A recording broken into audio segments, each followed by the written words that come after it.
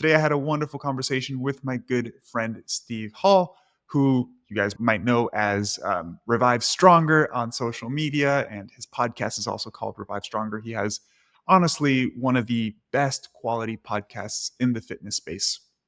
Steve is a competitive bodybuilder. He's been competing for I think it's his 10th year now. So he's a seasoned expert when it comes to competing in bodybuilding. And we had a really great conversation around what it's like to compete as a bodybuilder. So he talked about his entire journey, some of the upcoming shows that he's going to be doing in the next coming weeks. His first show is in the next 5 weeks, I believe. And then a topic that I always love talking about are the negative implications of getting so lean. And I think it's interesting to ask these questions to somebody who's a competitive bodybuilder, because obviously competitive bodybuilding is the most extreme example of getting as lean as possible. And I ask these questions or talk about these topics because oftentimes people have a goal of getting really lean, but they do not understand what it takes to actually get there, what psychological changes you go through, what hormonal changes you go through, how your lifestyle changes. And so it's I think a very eye-opening discussion and a very eye-opening perspective to be able to get feedback from a competitive bodybuilder on these types of questions. That being said, if you're a regular listener of the podcast, all I ask is that you take a second to rate and review the podcast. It only takes, honestly, under a minute, and it helps me a ton.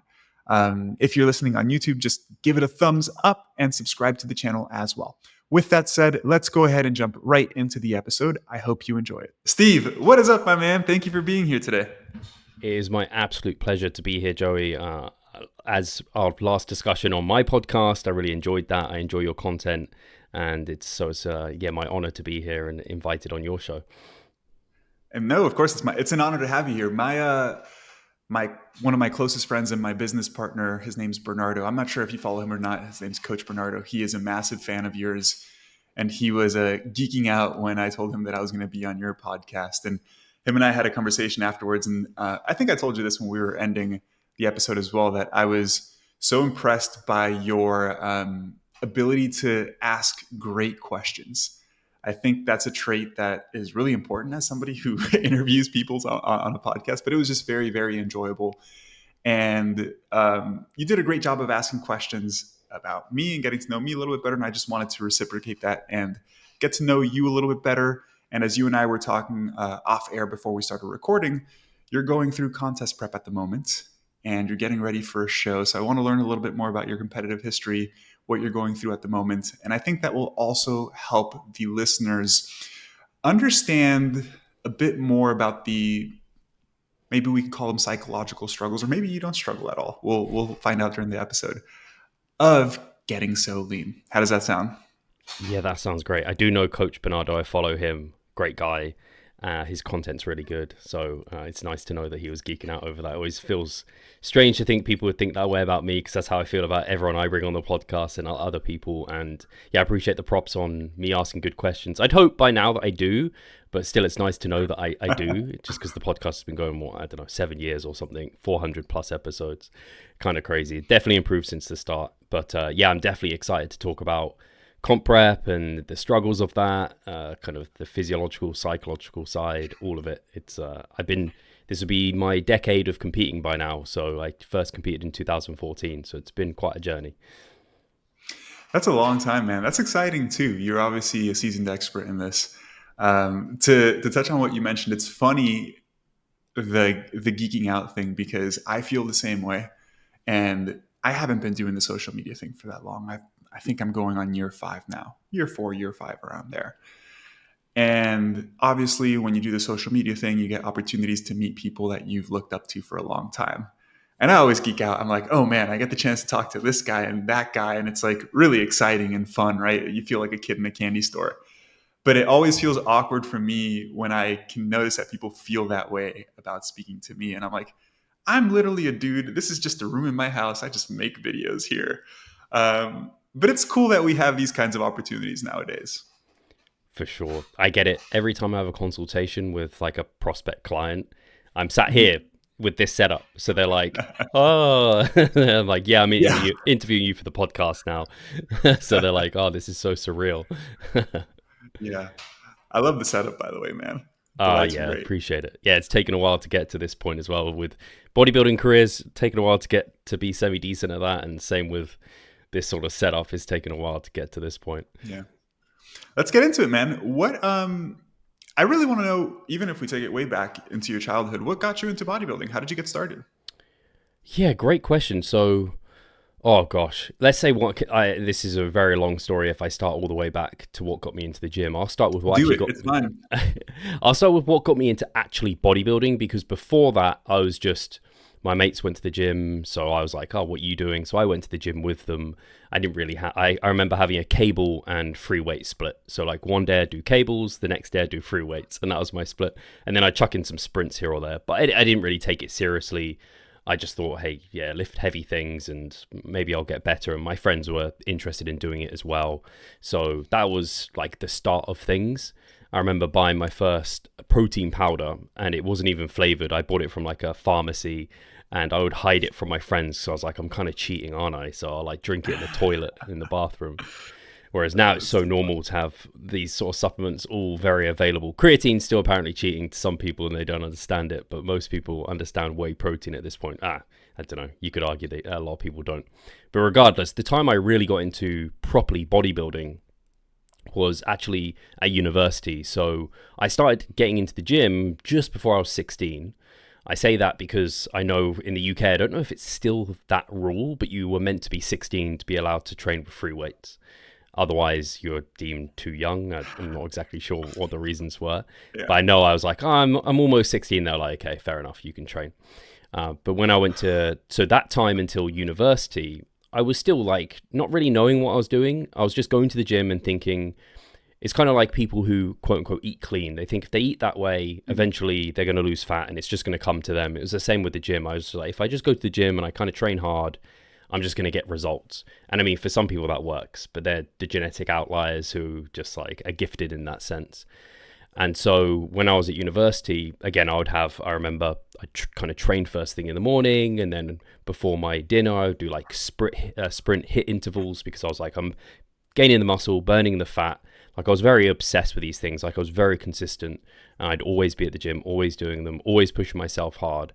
But I didn't really have a physique that you'd be like, yeah, that guy clearly lifts. Like he's in amazing shape, because I was getting a lot of the fundamental things wrong, like energy balance. I wasn't really ever giving myself a chance to grow muscle because I was just always burning the candle at both ends. I also didn't really have an idea of how much protein I needed to eat. And I thought mushrooms at one point. I remember going to the canteen downstairs and getting a mushroom stroganoff because I was told mushrooms were high in protein. So I clearly had a lot of deficits in my knowledge. I remember looking up mushrooms after that and being like, oh my gosh, I really underate on protein, I think. But anyway, when I was at university, I was doing loads of different activities. And one of the things I did was this 10-kilometer run. I think it was 10, it might have been 5. Somewhere in that range. And I would run around campus basically. And I was very into my running. I had a Garmin kind of watch and like a heart rate monitor that I'd strap around my stomach and things. And it could kind of map you on your journey. So it could see what your past time was versus your time now. So I could kind of try and beat my past times. Every time I did this run, I tried to beat my last one. So this kind of tells you a lot about myself in terms of I'm always trying to like beat and pursue and be better. But I remember on that run, I came to some traffic lights, which were literally 5 minutes before getting back to the end and to my to where we were renting at the time. And they're flashing amber and I just went for it. So unfortunately, went for it, looked right, and there was a van came and I got hit. So I got some short-term injuries of fractured my skull. I have some scarring on like my back and on my elbows. Nothing that bad in terms of that stuff. But I went into hospital and they released me after like a day. And when I got home to my parents, because I think it was like Easter break or something, kind of the first evening, I believe, I had like, it felt like a panic attack. I don't really remember it too well. It was kind of a blur, but I was like vomiting a lot. And they took me to A&E. And from that point, I got put into hospital because I had like very low sodium levels. So whatever happened with the head injury, it now looking back at it, it impacted my hypothalamus, something along those lines. They think it bruised an area of the brain that has control of things like sodium levels and hormones. And so I was in hospital for maybe a month. And in that time, it was horrible. Like, I don't remember being able to concentrate on basically anything. Because I remember if we had like screens, you could like pull down and watch TV, and I couldn't even like concentrate on watching Pokemon, because I remember being excited because I'm an anime nerd that there was Pokemon on the screen, and I was like, I can't even concentrate on it.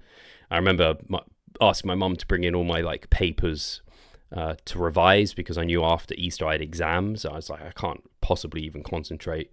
I remember people bringing me in Easter eggs and chocolate, and I was like, I have zero interest. I had no appetite. I don't even remember being able to like taste food properly.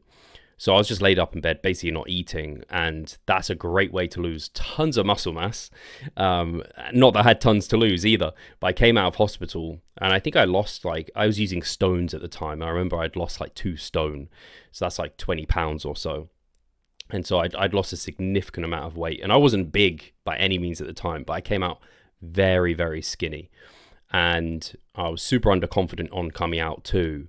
And so I wanted to be like, get into this is kind of what got me into bodybuilding, because I started investigating like, how can I regain this muscle? Like, what should I be doing? And so I found a bodybuilding forum. It wasn't the bodybuilding.com forums. I don't know if you ever frequented those, Joey, but I found them at some point, but I found this other forum sooner, which was like a supplement company in the UK. And there was the advice back then. This was like 2010. Was not amazing. It was very much meal plans. I remember I got on to put onto a meal plan, I had 300 plus grams of protein a day. And given I was like, I don't know, 150 pounds or less at this point, and it was just a huge amount of food. And every week I can remember trying to gain half a pound. It was half a stone. So I was trying to gain like 5+ pounds a week. And if I didn't do that, I was like under eating. Yeah, a week. It was ridiculous. So I got fat quick on this. I regained the muscle I'd lost very quickly too, which was cool to see. But I got fat very quickly, and I was like, what is wrong? I was quote unquote eating clean. It was meant to be all clean weight that I gained. I was very confused by this. And so I again did some more research, and I think I went on a warrior diet, because I was like, oh, carbs are the enemy. So what I need to do is like go keto during the week, and then on weekends I can like refeed on carbohydrates. Again, this tells you a little bit about me. I'd skip the refeeds on the weekends, and I just like, no, I'm just going hardcore all the way through. So I ended up getting some sort of transformation. I had probably a bit more muscle than I did when I went into hospital, and I was comparably as lean. But I was still like, I gotta be able to do this better. So this is where I came across the bodybuilding forums and found Alan Aragon talking about if it fits your macros. And I was like, no, this is blasphemy. I can't eat Pop-Tarts and whey protein, and that's equivocal to like chicken and potato and some nuts or something, I can't just do that. But I started to incorporate some foods that I thought were like okay, and have them like post-workout, and I was just like, this isn't bad, things aren't going wrong, this kind of aligns with my rational kind of analytical mind of things making sense, like clean and all of that. Yeah, it's great, but it's kind of a bit arbitrary on like investigating it and Alan explaining it. And then these numbers make sense, and I should be like gaining or losing at a certain pace. And so that was kind of like seeing through the matrix at that point when I found out about if it fits your macros. And so from finding Alan Aragon, I then found Lyle McDonald. And then I started reading all of Lyle McDonald's website on bodyrecomposition.com, because I had a really long commute after university. I got a job that was like an hour and a half away from home, and so I used to just read his articles on the commute every single day. I was reading them, and actually when I was at work, I was watching YouTube videos a lot of the time, just listening to YouTube videos about health and fitness. Do you know Ian McCarthy, Joey? Have you heard that name? No, I don't. Some listeners might know him. He kind of came in and then kind of fell out, but he was one of the early kind of I guess science-based trainers, you would call them. And he was like a bit of a nerdy guy, but he taught so much sense. And I just automatically, he'd be the sort of person I'd follow. Someone who didn't look massively impressive, but really talked a lot of sense. I'd follow someone like that over the Hodge twins, for example. If you know the Hodge twins, Yes. That sounds like you do. There you go. So I wouldn't follow them. I was going to ask you, who were some of your early inspirations? Yeah. Because Hodge twins were definitely mine. Do you remember Scooby? Yes, I do know Scooby. Yeah. He was one of mine. Chris Jones, Physiques of Greatness. Yes. It's probably my biggest inspiration. I used to buy all of his programs when I was, I don't know, 17 or 18 years old. But it's funny that you brought up the Hodge twins. Yeah, exactly. So yeah, Hodge twins. But I didn't really ever connect with them as people. For some reason, I did Mm-hmm. connect with Ian. Bit more nerdy, bit more like me maybe. Whereas they were like in pretty damn good shape and like jocks kind of thing, very jovial. Whereas I was kind of always a bit of shy and introverted type of Mm-hmm. person. So yeah, I found him, and then I found Matt Ogus, of course, who was a huge inspiration Mm-hmm. for me, and he was a bit more like me, still much. He was kind of like he was someone I wanted to be. So he wasn't like cocky and arrogant too much, but just enough where I was like, I kind of aspire to be like him, look like him. To the point of which, when I think about it back then, like it kind of seems a bit creepy. Like I try and buy clothes that he would have in videos and stuff. It's just like, oh, he's got like Taylors, like Chuck Taylors, so I'll buy Chuck Taylors. He's doing Jim Wendler's Yeah. 5-through-1. I'm doing Jim Wendler's 5-through-1. Yeah. Stuff like this. But he put me on to Eric Helms because he got coached by Eric Helms from 3DMJ, and he started talking about flexible dieting and all of those and broader principles of training and progressive overload and fatigue management, deloads. So I kind of found them, and then it all kind of spawned from that point. And on finding Matt and him, I followed his prep to stage. That was when I was like, man, I want to compete in bodybuilding. And it was my initial why. And I always say to people, if they're going to compete, like you need a strong reason to do so, not just social media fame or something like this, which you're not going to get from competing. My why initially was I want to prove to myself that I can do this very extreme endeavor of getting very lean to like sub 10%, certainly close to 5%, as little body fat basically as you can have. And I also knew that recovery was important out of it, and I knew I was putting myself into a poor hormonal position, which obviously I'd had hormonal issues previous. And like my parents were not keen on it, particularly my mum, but I was just like, I need to do it for myself to prove I can do that, come out of it. And if I can do that, I can do anything. And I felt the kind of shadow of that ill health would leave me there. So in a like long way of saying it, I started out weightlifting and resistance training quite early, but didn't really have any specificity of any kind, saw a real lack of results. It wasn't until I had my accident, lost anything I kind of vaguely had, that I started on kind of the course of bodybuilding, but truly didn't feel like I found bodybuilding and natural bodybuilding and evidence-based training until I stumbled across Matt Ogus and then decided to do my first competitive season in 2014. So yeah. Yeah, that's really cool, man. I appreciate you sharing all that. It's so funny because obviously I think everybody has a different relationship with training and bodybuilding and dieting in general, right? Because I have interest, by the way, I've been obsessed with lifting since I was 15, 16 years old. I've been in the gym 4 or 5 times a week for the past 15 years easily because my parents were really into lifting. I think I shared a little bit of this in on your podcast, but I've never even slightly had an inclination to want to compete. And I think for me, it's because I love the training aspect of it. I train extremely hard. I don't miss the gym. I look forward to every single one of my sessions. I have no desire to starve myself. And for me, I love feeling good and performing well. I think for that reason, I've never had the itch to compete, right? And it's just interesting because there's people like yourself who, well, I don't know if this is you or not, but almost do this exclusively for the reason that they want to compete, right? Again, I don't know if that's you or not, but I know that there are people that only bodybuild, they're only training this way simply because of the competitive aspect. Would you say that's you? I like to actually say that I compete because of what I do outside, like because Okay. of the way I eat and because of the way I train. I compete. I don't do those things to compete.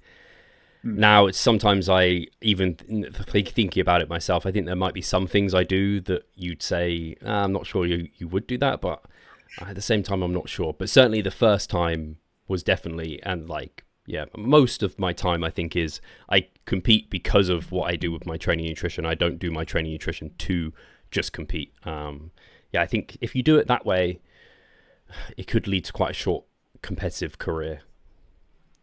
Sure. I guess some people are just very motivated by the idea of competition. And, it's funny to me because I am an extremely competitive person in every aspect of my life. For example, I like playing video games with my buddies. I only like to play video games where I can compete. If it's like something that's for fun, I'm not interested. Right. So even with, I don't know, I'm so consistent with social media, not because I intentionally compete with people, but I see the return on investment of getting better, right? Things that are skill based where you put in the time and you get better. I almost become addicted to those things. And so I've always found it somewhat ironic that that doesn't translate so much over to like the physique side of things for me. I think part of it is also because in the back of my head, I don't think I would be that good at bodybuilding in the first place. But I do love living the lifestyle, right? The training side of things. I love eating healthy, but I definitely don't enjoy getting for me, it's probably like 14, 15% body fat. I start to feel a little bit weak. I feel hungry. It's funny, every time I cut, I get to the same point, and then I think to myself, I'm like, why am I doing this? My wife doesn't care. It doesn't really mean anything to me. And then I just stop the cut. But I wanted to ask you, what would you say are some of the biggest mistakes that you made? Maybe we could say 2 or 3 training mistakes and 2 or 3 nutrition related mistakes early in your bodybuilding career that you would avoid now or recommend people stay away from. Yeah, good question. So yeah, training mistakes. So I've already kind of alluded to one, was that lack of specificity. I just thought I could do Mm-hmm. everything. I thought I could be an amazing runner, an amazing rower, really good at football, whilst still being Mm-hmm. able to like lift PRs in the gym and just burn the candle at every end and see good results. And I even continued that a little bit where I got more specific. And as you get more advanced, specificity becomes more and more important because you just have less adaptive capacity. So you need to kind of put it towards like one thing ideally. But I did power building for a while.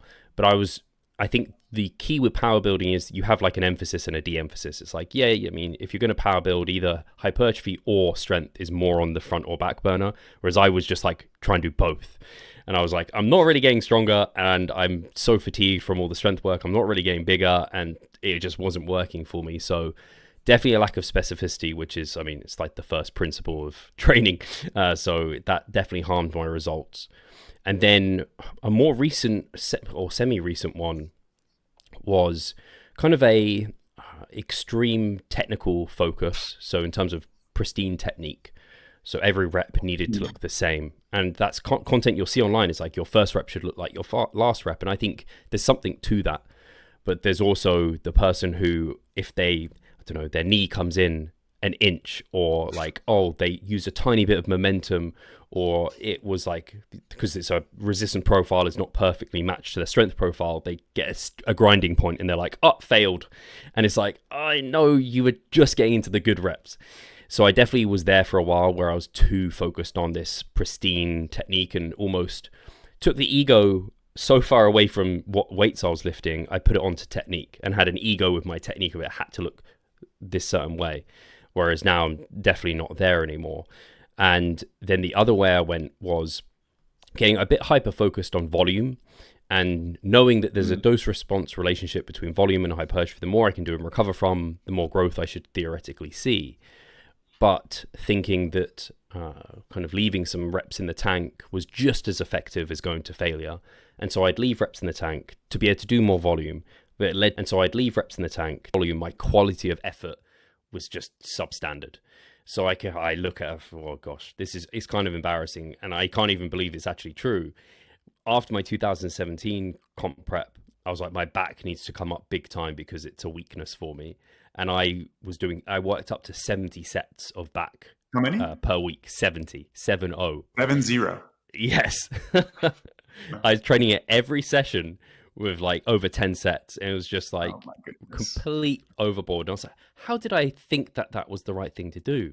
But it was just like I got a bit too lost in what people were saying and maybe some people parroting and me not fully understanding or not taking the time to understand it.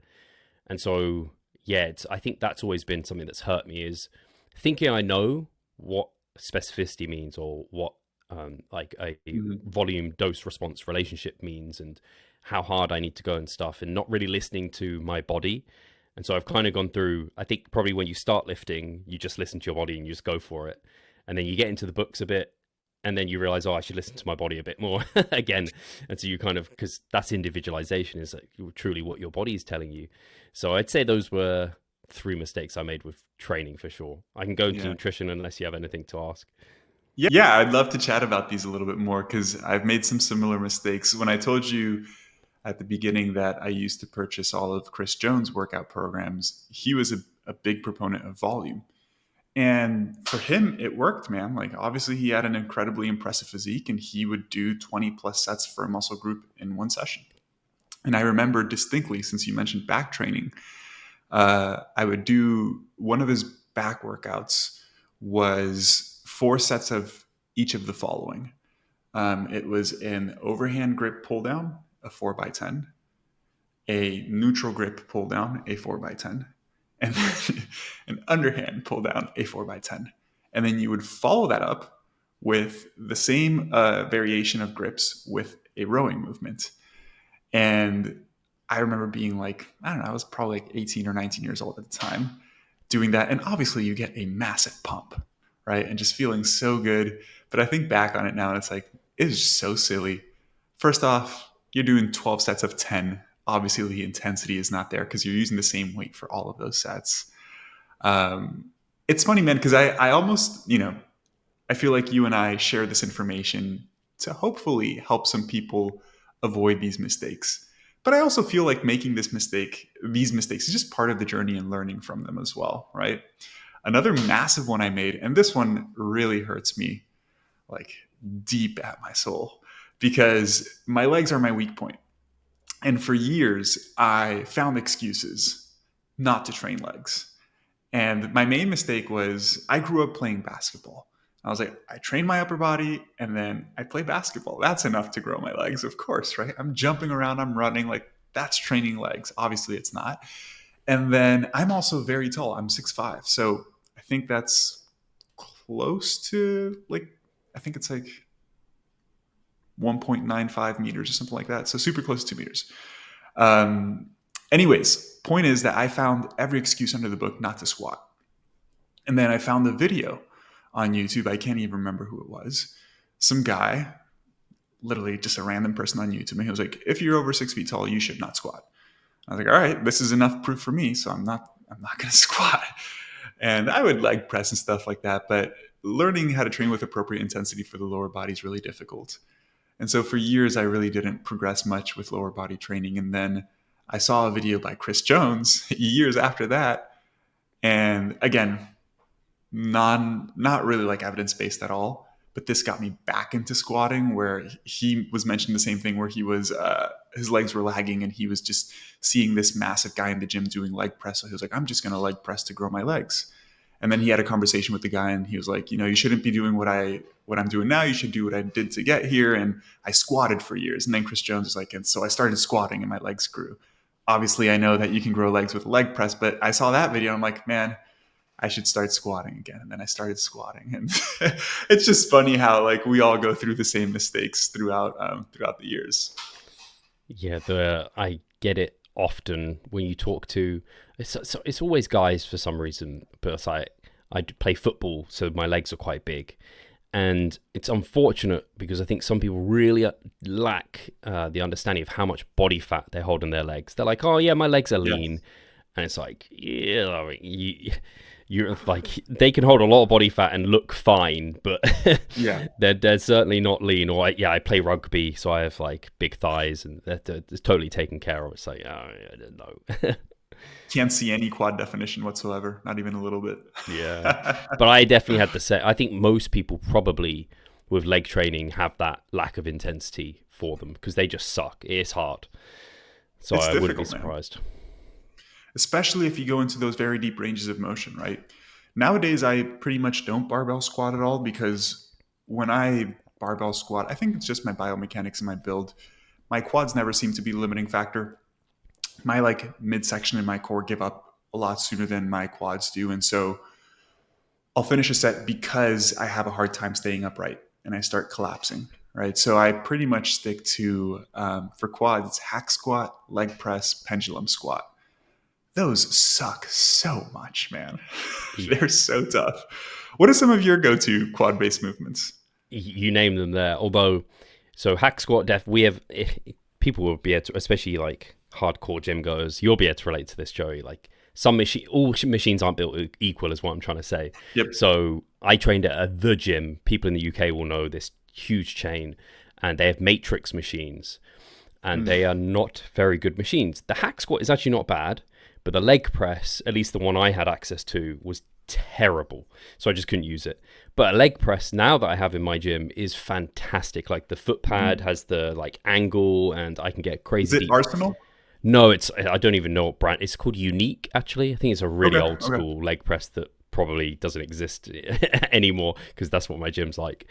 But anyway, so leg press, hack squat for sure. I have a Cybex. They have like a Cybex. I think it's like the version 2. I don't know how many versions there are, but I think I've worked out it's version 2. And we have a pendulum, but the pendulum is not very nice. Like I use it every now and then because I'm like, oh, I like the look of it. But it's a Watson pendulum, which is a British brand. And again, having used it and spoken to people, they're kind of known for being brutal on the knees, and just the resistance profile is like very sticky, just out of the hole, and it just every time I find I fail, but it doesn't feel like I've really had a productive set. So I use it every now and then I'm like, oh, I should just move away from this. So we have a belt squat, which I love, and I can imagine, I mean, you probably love belt squats as well. And a Smith machine squat I do quite like, but at the moment, the 3 I'm using is belt squats, hack squats, and leg press. And I'm the same as you with squatting, where I had a strong attachment to barbell back squatting. I think because I did powerlifting for a little bit, and I just always was focused on driving that up. It never grew my quads very well. It grew my adductors pretty damn well, but my quads just didn't do very well with it. So I haven't actually barbell back squat in, I don't know, years now, it feels kind of like blasphemy, but I know it's the right thing for my bodybuilding. Yeah, I want to dig a little bit deeper into the powerlifting stuff that you mentioned in powerbuilding, because I myself also had a powerlifting background for a couple of years. I went from training super high volume, the Chris Jones stuff, to starting to work out at just a local powerlifting gym when I was in college, and I just thought it looked cool. Right? I saw dudes lifting some heavy weights, and I was like, "That looks cool. I'm just going to do that." And I also started doing Jim Wendler 531 and all of that. And so for years, I was also just 5x5 squat. That was my quad work. I would do a 5x5 squat followed by like a 5x5 deadlift. And then I would do like 2 sets of hack squats because we had a hack squat machine. And I would get so frustrated that my legs would never grow, but my sessions would take me over 2 hours. I was just super fatigued all the time. And then even for years after that, I just was like, I have to squat. And for me, it was mainly because, let's be honest, it looks really cool, right? It looks cool to put a bar on your back. Same with the bench press. I started bench pressing recently again, but it's never felt great. But I'm like, man, you take a video with a heavy barbell in your hands and it looks cool, right? So I wanted to ask you specifically about what you mentioned regarding power building, because I myself, I guess I would say I train quote unquote kind of like a power builder in the sense that I use machines like hack squat, leg press, but I really enjoy training in heavier rep ranges. So most of my main movements, I would say, are between 5 to 8 reps, even if I'm doing a hack squat, even if I'm doing a leg press, but I will do it with bodybuilding technique. So super slow eccentric, deep pause. And then my higher volume might be like 8 to 12. I dread going above 12 repetitions. So my question for you is, what did your training look like when you were doing the power building stuff? And you mentioned it wasn't optimal for hypertrophy. Why do you say that? And were you making any progress in terms of size when you were doing so? Yeah, good question. So yeah, the power building was, I was basically following like a powerlifting program with sprinkled in hypertrophy. So Okay. my barbell lifts that I was doing were 5 reps or less for all of them. So it was mostly like triples, doubles was mostly what I was working with to really try and build strength. And I definitely wasn't doing them bodybuilding style, they were like move as much weight A to B as physically possible, knee sleeves on, like all the kit. Don't care about how it feels to the muscle. If I bounce off my joints and connective tissue and ligaments, totally cool if I can move it A to B. So yeah, that's how that looked. And then the bodybuilding stuff was just like, yeah, I just do like it, like you said, like with Chris Jones's program, it's just like 3x10 bicep curls and 3x10 dumbbell lateral raises afterwards, and bits and pieces like that. But I was always so fried after doing like deadlifts and squats Of course. that I just didn't really give great effort towards that other stuff.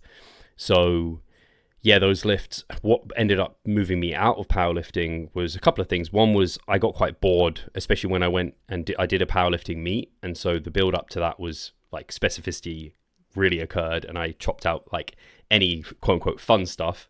And I was just doing like relentless numbers of sets of sub-maximal work on like squats and bench and deadlift. And I just got very tired of that. Like I like the variety of bodybuilding that it brings. But also I ended up getting injured, and that's actually what the straw that broke the camel's back. So I don't know if I did anything specific, but I hurt my knee, and that meant I couldn't do the deadlifts, and I couldn't squat either. So I was just like, what am I going to do?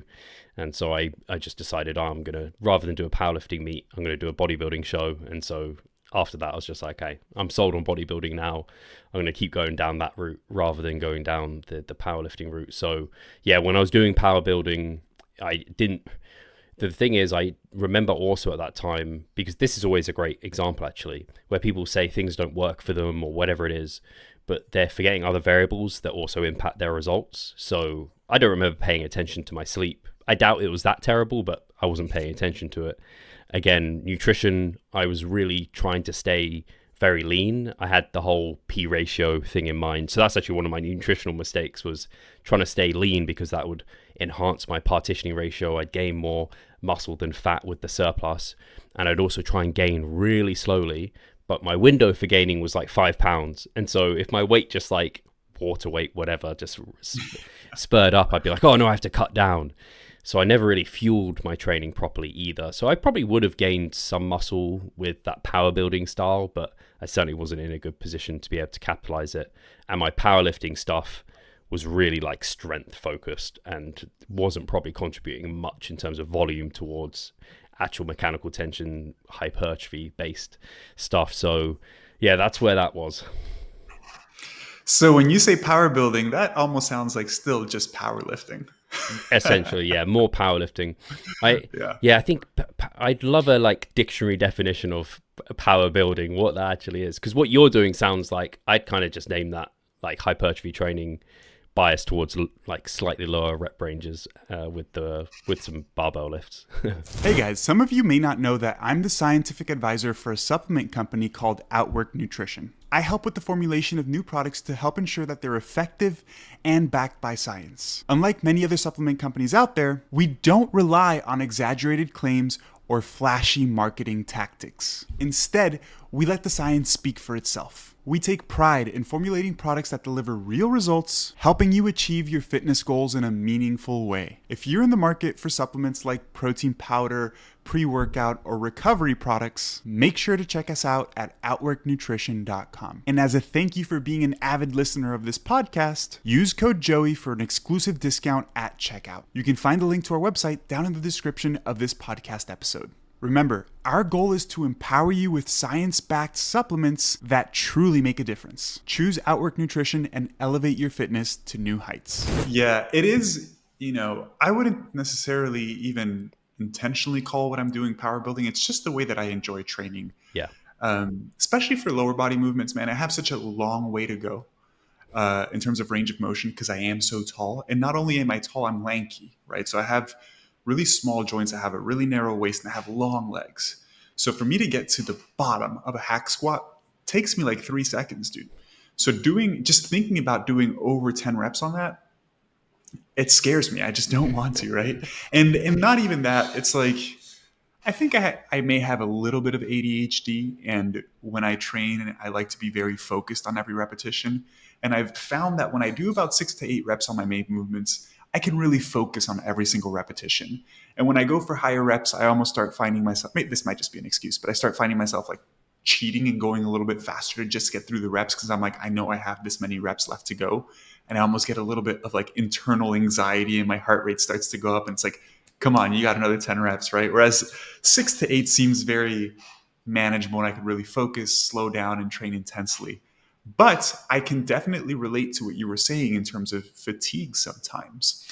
So, for example, my training session today, I have a relatively, I'll call it unique training split. I do full body push and full body pull. So I train chest, shoulders, and quads in one session, and then entire posterior chain on another session. So today was 3 sets of bench press, 3 sets of hack squat, 3 sets of an incline plate loaded machine, and 3 sets of leg press. And, they're all the first 2 movements, 6 to 8, second 2 movements, 8 to 12. It's exhausting. And sometimes like, man, maybe I should just go higher reps and I'll try it for a session or two and then I'll just stop. So I don't know. It's something I've been struggling with for a while. A thought that comes to mind is, and this is good at this time because I don't know if you've seen it online, but there's a bit of a backlash against like evidence-based hypertrophy fitness enthusiasts. There is no route to easy, no route to hypertrophy is easy. Like there is, you just have to pick your poison. It's all hard. Like high reps, Yes, they suck for a variety of reasons that low reps don't suck for, but they suck. And same, low reps suck for a variety of reasons. So you kind of have to just pick what hard you're willing to endure, and maybe the one you enjoy more. So the fact that you have those reasons for your preference is totally fine. I think that's a great, like as good a reason as any. Although I will say, I think it's always good to try the things that you think you like don't do well with, because just that novelty and variety, and maybe there's something to be gained from pushing through that discomfort. Even at least that's the way I try and like tell myself when I do something I'm not enjoying. I'm just like, it's probably good to be doing this.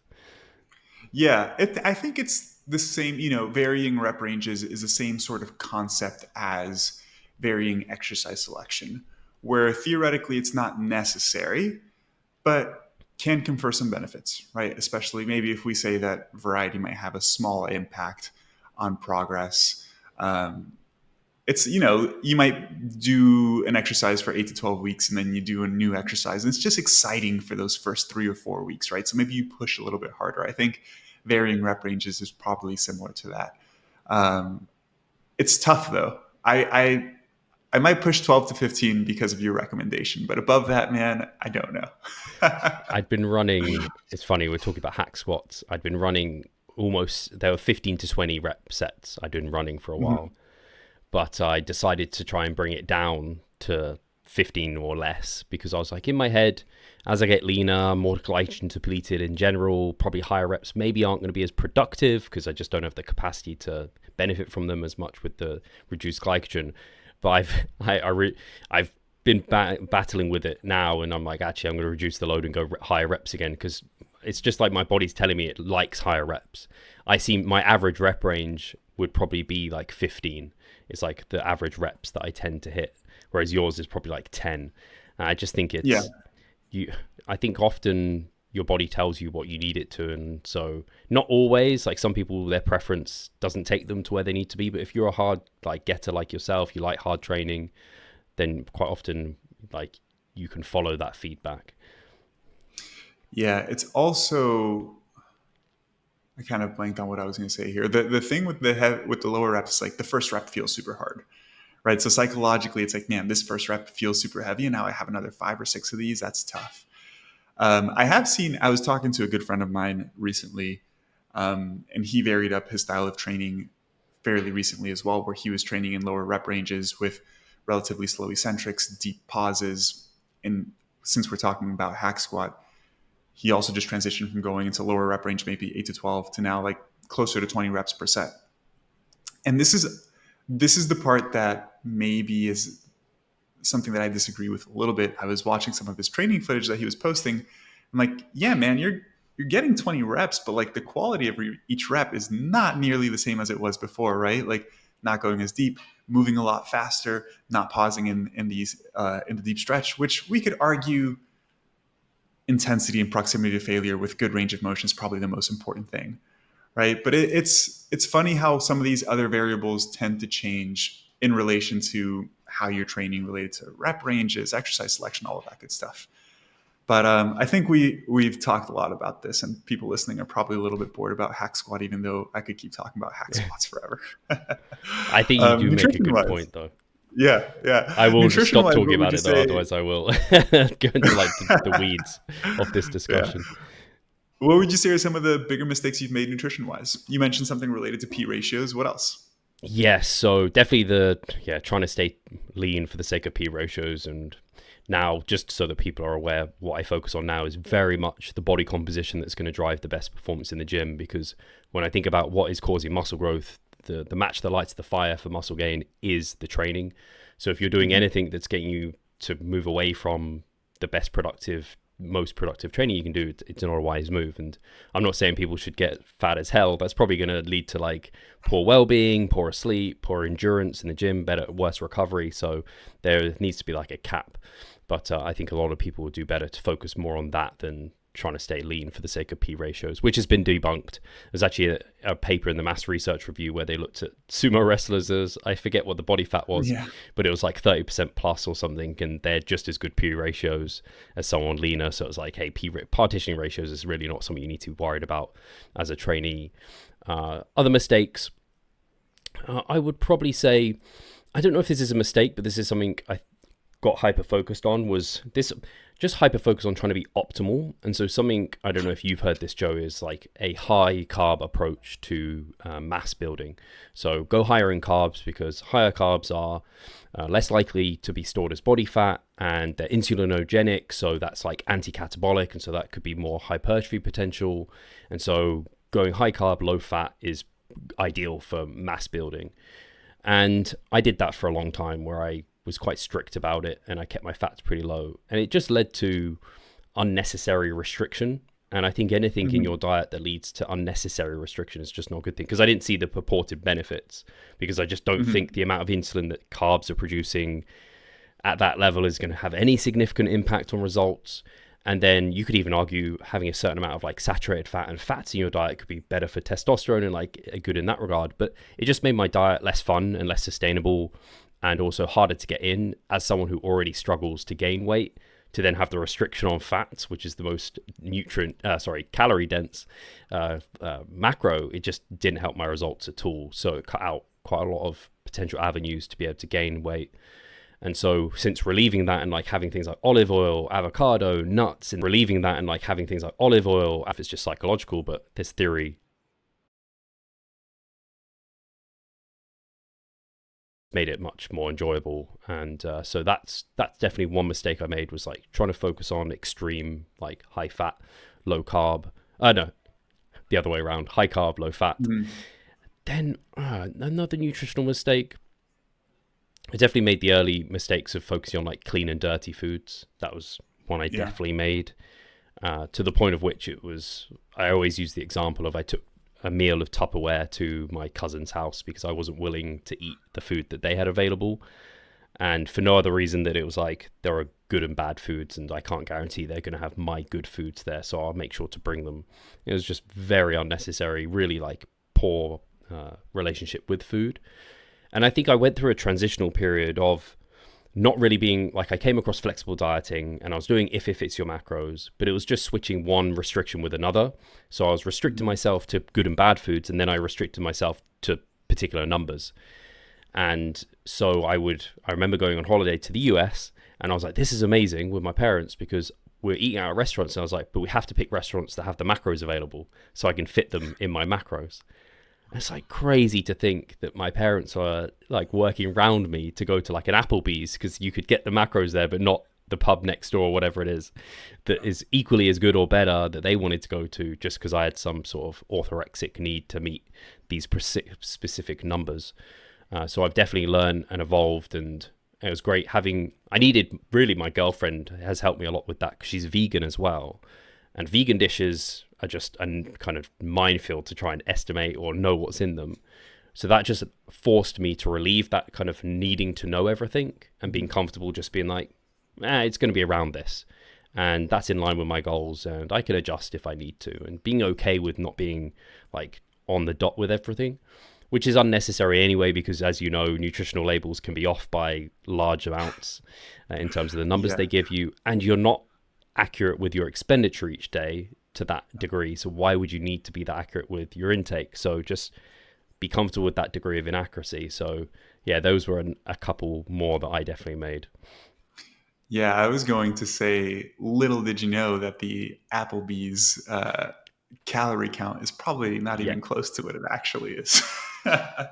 If you told me back then, I would have been like, no. It's funny, man, because I tell clients this often. I'm sure you've probably also worked with clients who eat out fairly frequently or way more frequently than the average person. And they're doing their best to track and they're looking up the calories and stuff and they're staying within their caloric limit and not seeing any progress towards fat loss. And I'm like, listen, I'm sorry to break this to you, but those things are not accurate. Usually I tell clients, if you eat out, whatever you guesstimate, just add another 20 to 25% on top of that just to be safe, because it probably is around there. The chefs in the back are not measuring everything accurately. They probably add a little bit more butter than they should. And, the calorie count gets out of hand.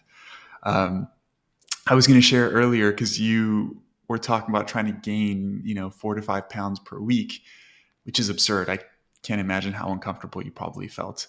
The most uncomfortable I ever felt nutritionally was I also fell into the idea of like bulking as hard as possible, right? And I partially got it from Chris Jones because he would get huge. And it's difficult, man, because like when you're young, you follow advice from people that have amazing genetics, right? Chris Jones is somebody who has amazing genetics. Even when he put on 30, 40 pounds, like, yes, you couldn't see his abs, but you could still see all his muscle belly, still had definition, still had vascularity, still looked good. And I would try to eat like him and I couldn't. And then I came across the Go Mad diet. Have you heard of the Go Mad diet? Yes. A gallon of Gallon of milk? milk. Yeah. Oh man. So I tried doing the Go Mad diet. I could not do a gallon consistently. So I said, you know what? I will do at least half of this. And I did half a gallon of milk for, I think, a couple of months. And dude, I can't tell you how much like indigestion, gassiness, bloating I would have all the time. I was just gaining ridiculous amounts of weights because all of my meals I would just have a tall glass of milk. That's what I would drink with all of my meals.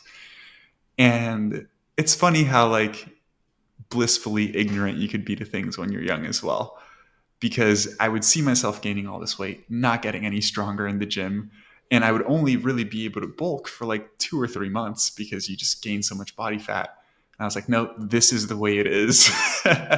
And I would ignore all the red flags simply because I have to drink my half gallon of milk a day. Yeah, it's so funny you say that. Bring up a couple of things with a really good point regarding like when you first get into things, you do like you kind of copy those with great genetics, or you Mhm. follow the advice of people with great genetics. I just saw a video, and I don't mean to call him out like this. He probably won't listen to this, but you'll know Alex Leonidas. Yes. Yes, so I had him on my podcast too, and he creates great content. I haven't Mhm. watched the whole video, I don't think, but he did a video basically saying like to get his shoulders, he hasn't done lateral raises; he just does overhead press. And I was just Mhm. when I see content like that now, like when I was younger, I'd just be like, "God, that guy's got amazing delts. I should just follow his advice." Whereas now I look at it, I'm like, that would not work for me at all because I've been there, done that. Overhead press does nothing for them. I have to really go hard on the lateral raises, and that's because I don't have genetically great capped delts, whereas Alex Mhm. does. So it's kind of like you sometimes see these videos. It's like me putting out a video being like, "This is how I got my arms," and I put them at the end of all my sessions. I do a couple of sets. I really de-emphasize them, and people just be like, "That's how you got big arms by not focusing on them." It's like, yeah. But I don't drink my own Kool-Aid, and I realize that that's a genetic strong point for me. So whereas and when you mature, it's almost like that real like maturing in the gym is listening to the Mhm. people who have gone from like really shitty to okay versus the people who have gone from like amazing to like really pretty damn good.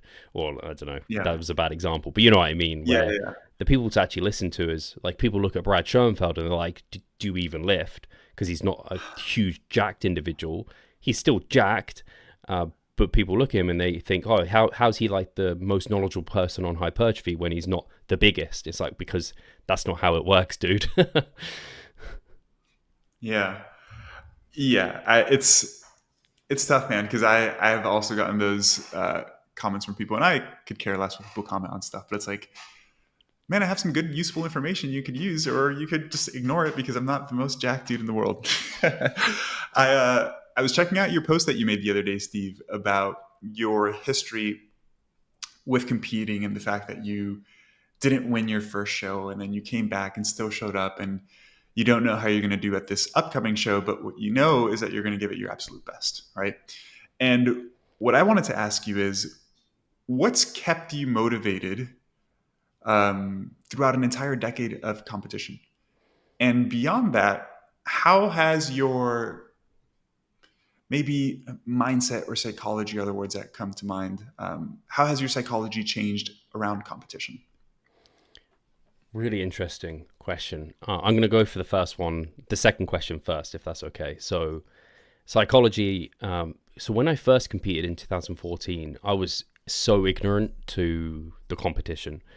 Social media was around in 2014 for sure, but it wasn't as prevalent as it is now. So I couldn't go on Instagram and see who tagged the various federations to see who was at my show.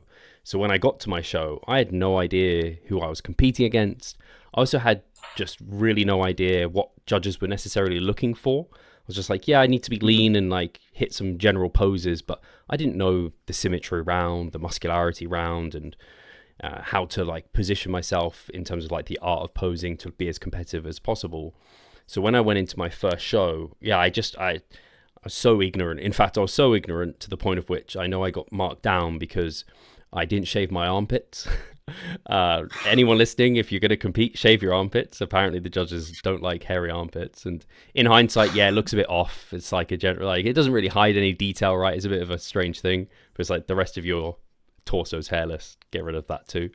So anyway, I was just purely ignorant to everything, and also to the process of that. So it was really tough. And that's when I actually first got together with my still partner now.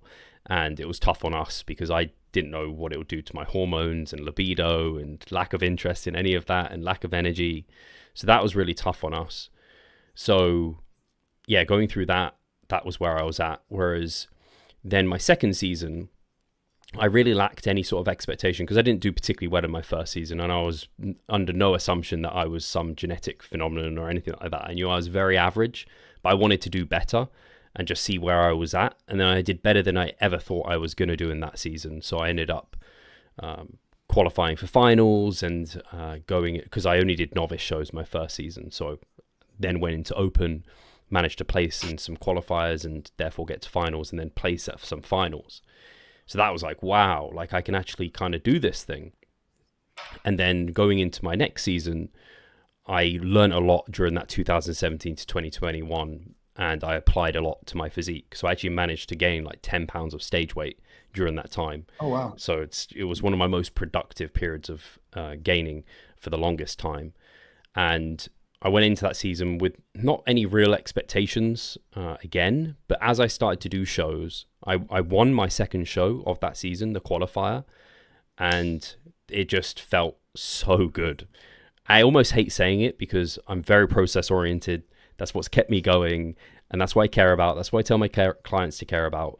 But actually winning, like I remember tearing up. It meant that much to me. It was just a qualifier. There was only, when I look at it, I think there's 4 people in my class. It wasn't like a big class, super competitive. The guy I beat went on to beat me in the rest of the season, actually, because he got leaner and I was already quite lean. And so he ended up just, his physique was better once he got leaner.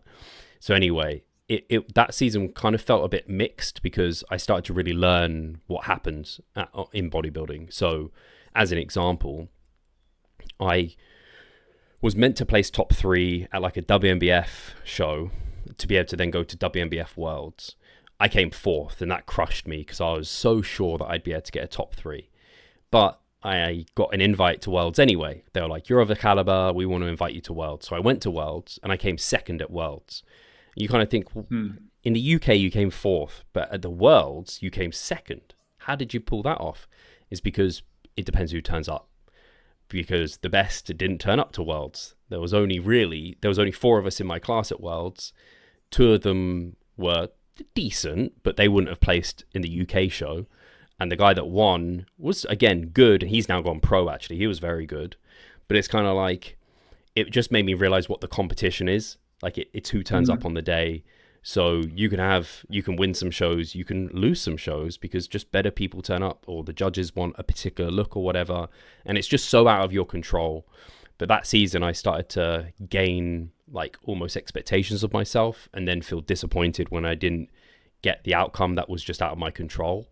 So now going into this season, I'm really trying to just hold on to enjoy the process, know that you have beaten your past physique, which is ultimately the most important thing to you, and go into those shows with limited expectations because I'm going to go in there, and don't get me wrong, I'm going to bring it to stage. You see me on stage and I'm going to be like, this guy wants it.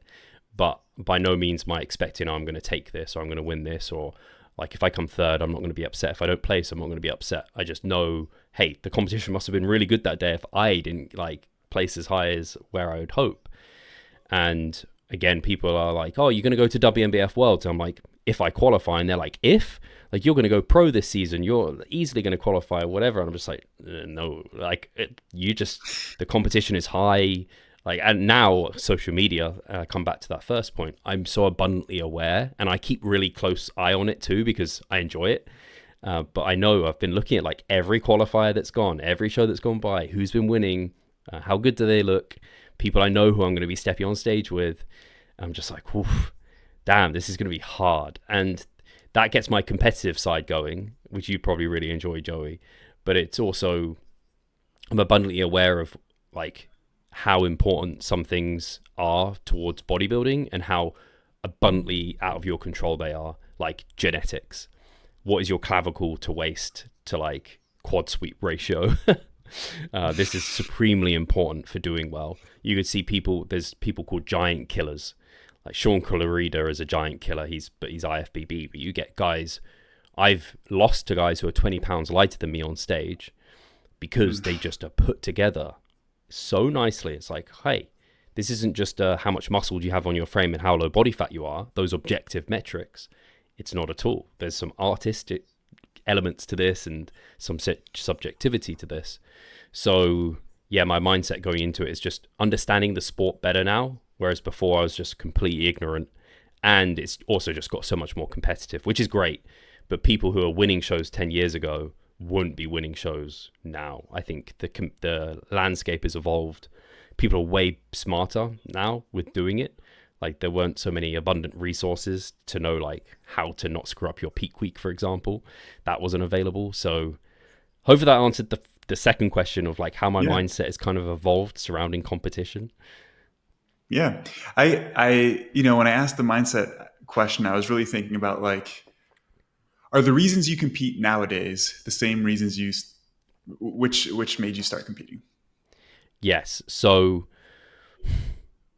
some of them are. But now because I've got the taste for competition and Mhm. I'm I almost have a little bit of belief, and I almost want some ignorant belief that I can do something like special. By special, I mean become a Mhm. pro. So I look at someone like Eric Helms, his story. He just turned WNBF pro last year, and I know he worked his ass off for that. He'd had to Yeah. do a number of shows, travel a lot to like different shows as well to be able to kind of get given that too, and obviously over the years. But he then went to Worlds, and it was a competitive Worlds too, and placed in that too, did better than he thought. And so I look up to him as someone, again, who doesn't have elite genetics by any means, but has amazing work ethic, very consistent. And I just like to kind of, so I have that outcome oriented goal too now, whereas before it was always process oriented. And I don't know if I like having the outcome oriented element there. Like I have it, it's not an expectation, but it's a want. And what that leads me to do is I kind of think about it like if you want a promotion at work, you have to already do the job before you get it. And so that's the way I view it. Like getting a pro card is because I did everything a pro would do. So that's how I try and live my bodybuilding life is like a pro would. So yeah, I don't Yeah. know if that still answered the question. No, yeah, that's really interesting. You did. It's really interesting because I would say I feel like most people as they mature in any endeavor in life, it's almost the other way around, where maybe you start more outcome oriented and then become more process oriented, right? That's interesting that you're the other way around and you are perhaps innately more process oriented in most things in life. I think I It's know cool. I why. would say most people are not that. Sorry? I think I know why. I think it's because at my first show, I think I came fifth out of seven, and the Okay. two behind me were, I mean, one was very undermuscled, and the other guy had lost, like, he was like severely obese and did it as like a Okay. transformation, so he had loads of loose skin. So I kind of got crushed at my first show, and like I did so many things wrong. I think it set me up for just having really low expectations of myself. Whereas I think a lot of people don't do as poorly as that, or they do this poorly, they give up. Which, yeah. And then this comes just the first question you said, why have I kept going? I think it was the first question. Yeah. Or what keeps you motivated to continue to compete? Yeah, so I think one of those reasons, if I'm very honest about it, is because I'm in this, it's my career. So I think that's one Hmm. of the reasons for sure, because I became a personal trainer in 2014, one on one, and I transitioned into online coaching that year, or the next year actually. And so, yeah, part of kind of me doing what I do as a bodybuilder and sharing that journey is definitely part of my career. So I almost view it Of part course. and parcel with that to some extent. And I also look at a lot of the thing. I think again, because it comes back to what we were saying before, I compete because I already do the actions of what a competitor kind of would do. So it's just at the next Hmm. level of that. But part of that competitive process is I do it rarely and sparingly, so it doesn't burn me out. So I competed 2014, 17, 2021, now 2024. So it's not like you see guys who do it every year, and I'm like, how? I have no idea how they do it. I don't know how they, or they burn out, or women worse. They kind of complete. They often ruin themselves in the process, unfortunately, and leave the sport. But I just wish they had better mentors or kind of education available to them sometimes. So I give it time, but there's something about that process of like putting yourself in a really hard daily situation where you can still get what you need to do done, that builds character traits and lessons that I can't get elsewhere. I think if I didn't do this extreme sport, I would find it somewhere else where I really have to push myself out of my comfort zone. And for some reason, I think it's part of my nature. I love the control element of it, and that it's under all my control. Team sports, that's something I used to hate about it, was like just having teammates. Not that there was anything against them, but it was more I would worry I'd let them down, and Hmm. that they would see me that way. Whereas now it's just like I can only let myself down, and I'm not going to, because I'm going to do this thing. And it's similar to your social media thing. Like, you're going to post every day. I kind of apply a lot of the things and skills that I've got through bodybuilding to other areas of life, and so I just get something from that. Um, but yeah, I think that's what keeps me going. I don't know if there'll be a point. I kind of said it to myself sometimes where if I like don't do as well as I hope, maybe I'll stop. But ultimately, I think I'd still do all the healthy behaviors and habits of a natural bodybuilder, because I love the benefits they give to me just day to day, that I wouldn't need that much to compete, because I don't get that big of my off season in terms of body fat either. So it's just like, have I got a 6 month stretch where there's pretty low stress? Let's go for it. Yeah. No, that's cool the way you explained that. What I was going to say earlier regarding being outcome versus process oriented. Uh, with me, I don't compete, but just talking about training in general, I think if at the beginning of my training career, you told me that this is what I would look like after 15 years, I would have said, fuck that. Like, I'm not lifting. Right. Because I genuinely thought that after like a couple of years of lifting, I was going to be massive. I remember being 18 as a freshman in college and thinking, like, by the time my third or fourth year comes around, I'm going to be like massive. And I was very disappointed. But then I just started enjoying the whole process. And if you ask me now, and I've said this to clients as well, like if somebody asked me if you were never to put another ounce of muscle on your body, would you continue lifting? And the answer is yes. And I jokingly don't think I'll put on that much more muscle because I've already been training pretty hard for a long time. But like you mentioned, it adds so much. It enriches your life in so many ways beyond just building muscle, which brings me to my next question. And this is something I've thought a lot too. You might have heard the episode on um, iron culture where Eric interviewed Mike Israetel, and it wasn't a science based episode at all. It was just like, why do you compete type of thing, right? And Eric was mentioning that for him, it's almost like a religious experience, which people listening who have never competed, and again, I've never competed, are probably like, that's a bit of an exaggeration. But for me, even like the practice of going into the gym 4 or 5 times a week for years on end is almost like a religious experience, right? And not religious in the sense of like traditional religion, but in the sense of like it's something habitual that you do that enriches other aspects of your life. I do strongly believe that a lot of the success that I've had in other areas of my life have been, at the very least, substantially influenced by my dedication to lifting, right? Because you learn how to do things that are uncomfortable. You learn how to apply yourself. You learn how to enjoy things that are uncomfortable, which I think is really important, right? Because people avoid it because it's uncomfortable. The discomfort never goes away. As you mentioned, training is hard. Like, you go into the gym and sometimes I look at what I have to do and I'm like, damn, I really don't want to do this. But every time I do it, I'm always happy that I did. I'm always proud that I did. And you learn to enjoy leaning into that discomfort. And I think I've been able to apply that to my professional career, to even relationships, right? Because relationships are difficult too, and you have to work through difficult things. And the more I reflect on it, I'm so grateful that my parents were into fitness, because I do think that without fitness, I obviously have no clue where I'd be in life. But I think that a lot of the success that I have is because of that. Would you say that I'm assuming it is probably similar for you? Yeah, for sure. Just to touch on the religious experience, it's interesting.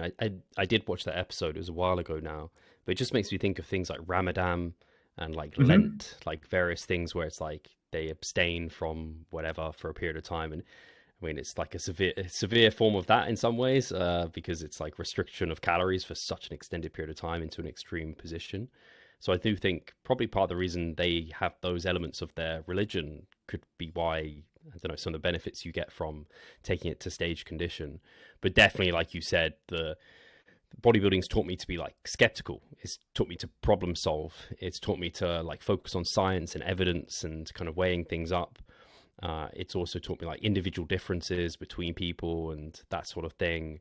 But the probably main one is that the huge importance of consistency and consistently applying yourself over and over again. And but if you want to get better, you need to go even further with it. You can't kind of, there's no comfort where with growth. There's no growth with comfort rather.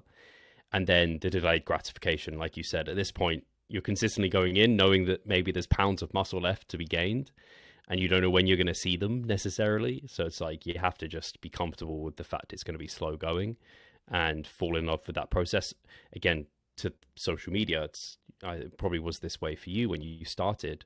You weren't growing probably all that quickly, and then you just have to do all that work, and then suddenly the growth is there, and people are like, "Oh, well, what one viral video grew like your page to the Yeah. size it is?" It's like there wasn't. It was just lots and lots of just consistent posts. Yeah. I hate to look at my Instagram and look at how many posts I've done because there's a lot. And I'm Yeah. not even that big. I'm waiting for my growth spurt. Well, you've grown in other areas.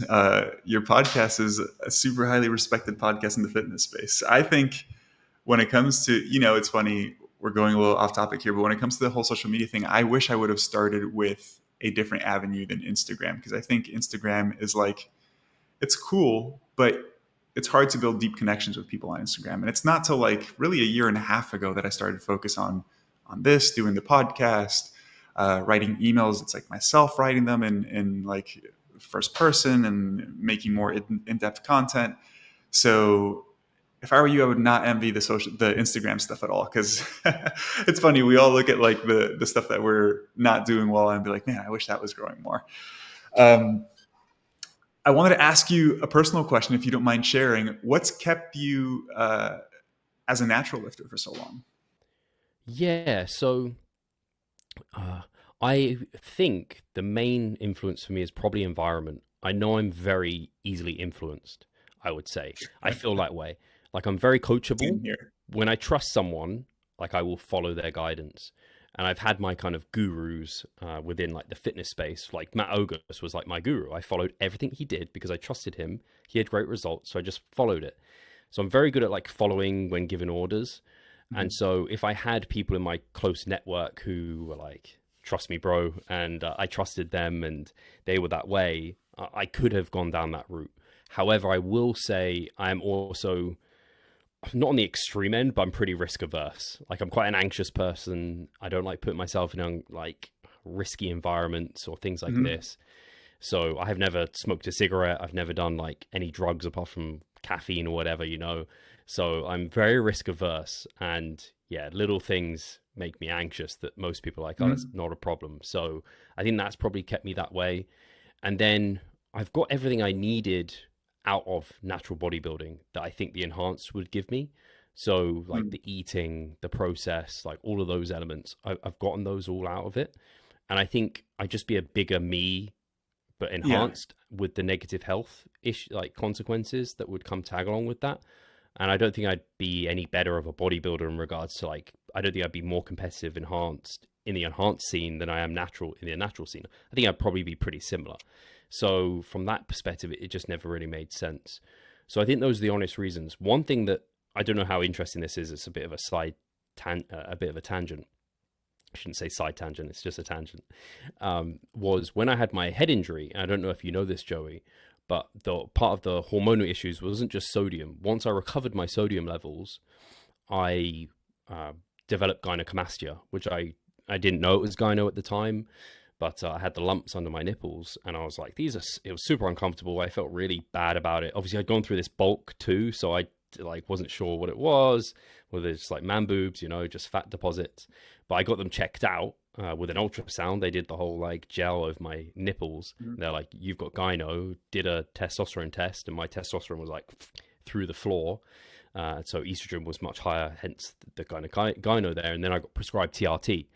So I've had a glimpse, the Mhm. smallest glimpse, because it was just prescribed by my doctor, and I'd rubbed this tester gel into my chest, and I was on that for just under a year, I believe, and that was over 10 years ago now. And so I got a glimpse into what that kind of was like a little bit. Like I've gone from deathly low to normal, Mhm. so then I can't imagine what normal to like super normal would feel like, but I imagine it's some sense similar, and it was completely life changing for me. But I Mhm. mean, I guess here you're at like not good, then you're at good, Yeah. and then you're at like maybe above good, which is maybe like could be also bad for some things. But yeah, for me, that was completely game changing. Like I began to grow chest hair again, and I got like my beard came back, and I wasn't as depressed as I was feeling before. The gyno went, of course, and I just felt I had good energy and things. Thankfully, I managed to get off that, and then that's what allowed me to then compete, and has allowed me to continue to compete because I wouldn't have been able to if I had to stay on it. So in that way, if I had to have stayed on it, I don't know what would have happened if I Yeah. would have decided. Like it's actually a really scary question, almost like if the federations that I contacted being like, if I'm not on this, but I have been for medical reasons, can I compete? And if they all said no, one federation did say no. Um, yeah, would I have not competed and then given up? I wouldn't be where I am now. Where I don't know where I would be. So it's kind of scary in that way. But Yeah. Maybe you'd be on the Olympia stage. No, jokes aside, it's funny, man, because I feel like some people are tempted to go the enhanced route so early in their career. And a lot of these people don't even compete, right? It's like they just want to be huge. And it's like, it doesn't really add much. Like, it really doesn't add much value to your life at all, right? Um, First off, and this is why I say it's early on in career, because if the only reason you're lifting is to just get huge, which a lot of us lift to get bigger, sure. But if that's the only reason, and like all the value you're getting is just from getting jacked, like probably not going to be doing it for long enough to really get the benefits of it long term. And as you mentioned, a lot of the benefits, the positive benefits, come from the process, the competition, seeing yourself progress over years, beating your best performance. And it's pretty much the same process whether you're enhanced or not. You just have a much larger body when you're enhanced, right? I really appreciate Mike Israetel for sharing what his experience is like because I feel like oftentimes even people who are on gear and they're honest about being on gear, they don't talk about the negative repercussions, not just health repercussions, but the psychological repercussions, right? Like Mike talks about like not being happy and just being angry all the time. And I wish that was normalized more because it would make people realize that, it's easy to see the shiny object and not understand like all of the negatives that come with it. Which really leads me into the next question that I wanted to ask you, which we can essentially treat this as the last question to wrap up here. It's like a lot of people that I work with, and I'm sure a lot of the people that you work with as well, and everybody in the general public sees people like you and sees people who look fantastic. And they're like, man, like I really want to look like that, which is cool, right? Like it's very admirable. It looks freaking awesome. And one of the things I tend to talk to my clients about a lot when they set goals that go beyond just health related goals, because a lot of the people that I work with are overweight. They don't have much of a background with fitness at all. So it's very much an educational process, teaching them about healthy nutrition, teaching them how to train, helping them lose some weight for health purposes. But then I work with people who are already in shape and perhaps want to take it to the next level. And it's more of a psychological thing than anything, right? And I've had this conversation a number of times with clients where we talk about goal setting, but then we talk about like, hey, realistically, what does your lifestyle look like right now? And let's envision the types of changes that you're going to have to make to achieve this goal. Because it only becomes exponentially more difficult the leaner you try to get. And I realize that the vast majority of people never think about that in the first place, right? And they're just like, I want to get this lean, but then they don't want to perhaps make the changes or sacrifices that are necessary to their lifestyle. And then you end up in this state of like constant limbo and like cognitive dissonance of like wanting to do something, but your actions don't align with it. And then you feel bad about it for no reason because it's just an arbitrary goal that you're setting for yourself. So my question to you is, do you mind sharing some of the, I'm not going to call it negatives, but like obstacles or struggles that come along with getting as lean as you are getting for this show, right? Because bodybuilding is like the extreme example of how difficult it can be. Yeah, it makes me think of, I don't know where I saw this. It was something to do with Elon Musk. Like people look at Elon Musk Yeah. and like, oh, I want to be as rich as you are. And he's like, yeah, but that means you have to have done everything I do. And I don't think you're going to want to have done that. Yeah. You have to be me, like in his head type of thing. So yeah, a lot of people aren't aware of what's required to get to such a point. And they just see it. It's similar to the enhanced side, right? Looking at rose tinted spectacles, just seeing all the positives without the negatives. So yeah, in terms of, I mean, it's definitely something that I've got better with. People ask, does prep get easier? It's like the process does get easier, but it's still just as hard as ever, if that makes sense. You're just better at managing some of the negatives. The negatives don't go away.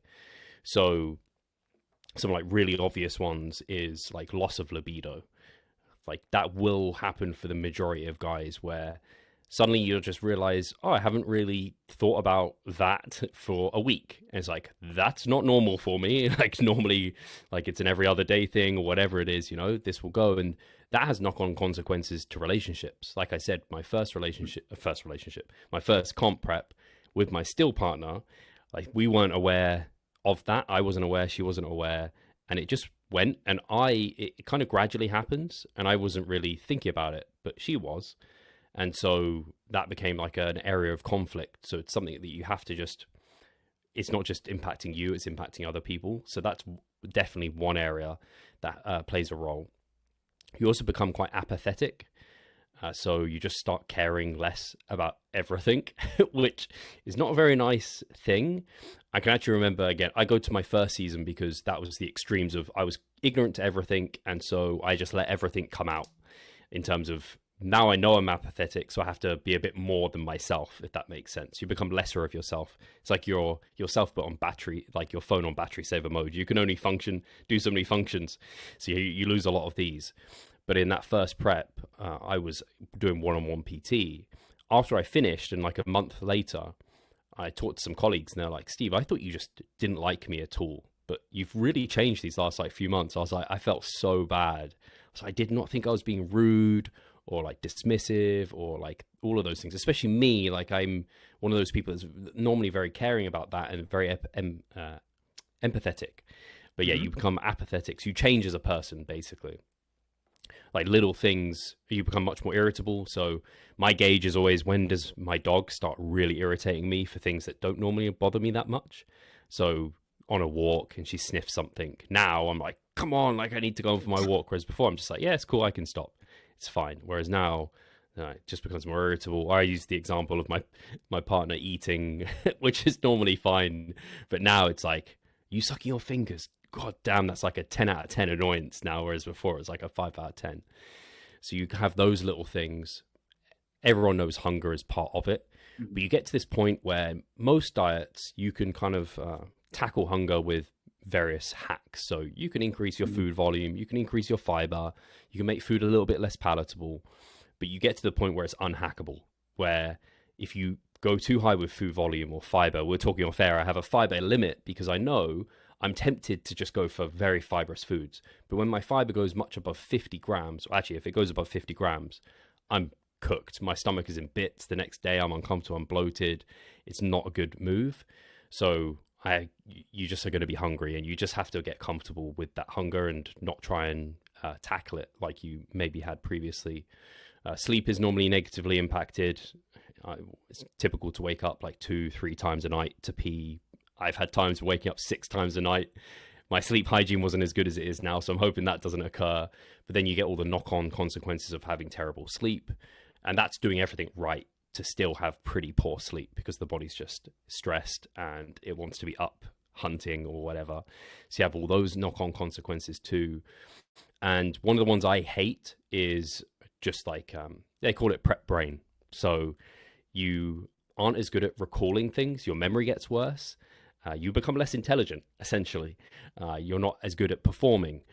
Cognitive tasks just become at some point sometimes unbearable. It's like, I don't know, if you're hungover and you've got barely any sleep, you have periods of time feeling that way for like half your day where you just are like, what? I still need to work and function here. It's really challenging. So I always take my hat off to people. Like a lot of competitors now, they work in the industry from home as an online coach. So like I know I've got a huge like benefit of that. Whereas like I look at people who work, I don't know, they might be a nurse and they're competing at the same time as doing like night shifts. And I'm just like, wow, how do you manage that?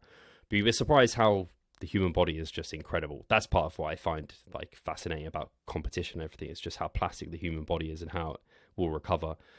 There's probably more I'm not thinking of. Is there anything you'd think of that I haven't mentioned? Performance I drop in was the gym, of course. Yeah, yeah. The gym, what typically, like you said, you love it. At the end of prep, it becomes a like A chore. battleground in some sense, a bit of a chore. You're fighting to maintain numbers that were previously quite comfortable for you. I'm getting close to that point now, and for legs, it's just like I get anxiety before every leg session of, is this just going to crush me, or am I going to be able to hold these numbers? And yeah, so the things you love about bodybuilding, you start falling out of love a little bit more with.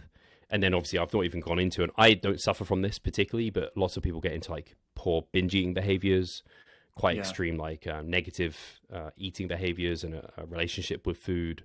Thankfully, that's not something I suffer with, but a lot of people deal with that a lot. So yeah, they're some of the ones that come to the top of my head. Yeah. You were talking about work and the fact that most people work in the industry. Some people have real jobs. Dude, Ronnie Coleman as a cop. That was one. I used to watch his videos and I was like, this guy is a cop and he's a bodybuilder? Like, that's crazy, man. Yeah. Yeah. Or like getting on his bad side during prep. That probably is not good either. No.